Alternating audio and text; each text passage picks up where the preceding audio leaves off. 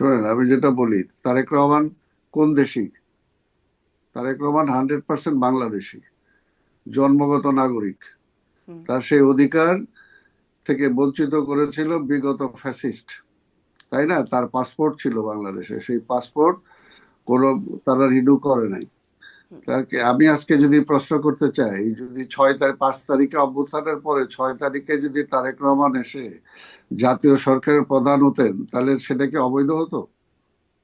কোনোভাবেই না। তারেক রহমান এই দেশের নাগরিক। এখন ভোটারের প্রশ্নটা, যে ভোটার লিস্টে তার নাম নাই, সে ভোটার লিস্টে নামটা তুলতে হবে, এটাই হলো প্রশ্ন, অন্য কোনো কিছু এখানে বিষয় নাই। দেশে আসেন না সেটা তো তার ব্যাখ্যা তিনি দিয়েছেন, এবং সেটা আমরাও জানি। ওই স্ট্যাটাসে সন্দেহের মতো কোনো কারণ নাই, ওটা পরিষ্কার ব্যাখ্যা দেয়া আছে। একটা কথা হলো যে, তবে যেটা কথা হলো যে তিনি আসবেন হুম। এবং এসে তিনি নির্বাচনে অংশগ্রহণ করবেন, এবং অংশগ্রহণ করার মধ্য দিয়ে তিনি মানে দলের নেতা হবেন, দলের নেতা হয়ে সরকারের নেতা হবেন।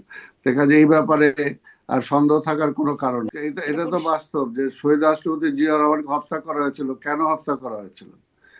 আজকে তারেক রহমানকে সেই সময় 111-এর পরে তাকে মৃত্যুর পথে ঠেলে দেওয়া হয়েছিল। কেন দেওয়া হয়েছিল? বেগম খালেদা জিয়া এই দেশের তিনবারের প্রধানমন্ত্রী, তাকে জেলখানায় নিয়ে তাকে মৃত্যুর পথে ঠেলে দেওয়া হয়েছিল। এগুলো তো, এই হুম। কথাগুলো তো বানানো না, নিশ্চয়ই। বানোয়াট না, এই কথাগুলো তো বাস্তব। কাজে তাদের জীবনের উপর রিস্ক আছে, এটা তো বাস্তব, এটা আপনাকে মানতে হবে।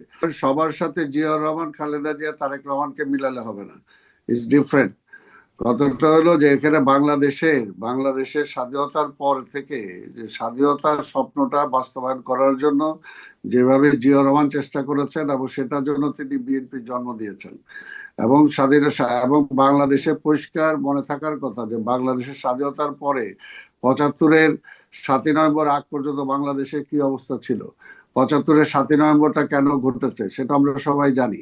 এবং তার পরবর্তী পর্যায়ে যে বাংলাদেশে জাতীয়তাবাদের যে রাজনীতির জন্মটা এই দেশে দিয়ে জাতীয় একটা ঐক্য তিনি সৃষ্টি করেছেন, এবং সেই কারণেই বাংলাদেশ যে এগিয়ে যাচ্ছিল শহীদ রাষ্ট্রপতি জিয়াউর রহমানের অল্প সময়ের মধ্যে, সেটাকে অস্বীকার করা যাবে না।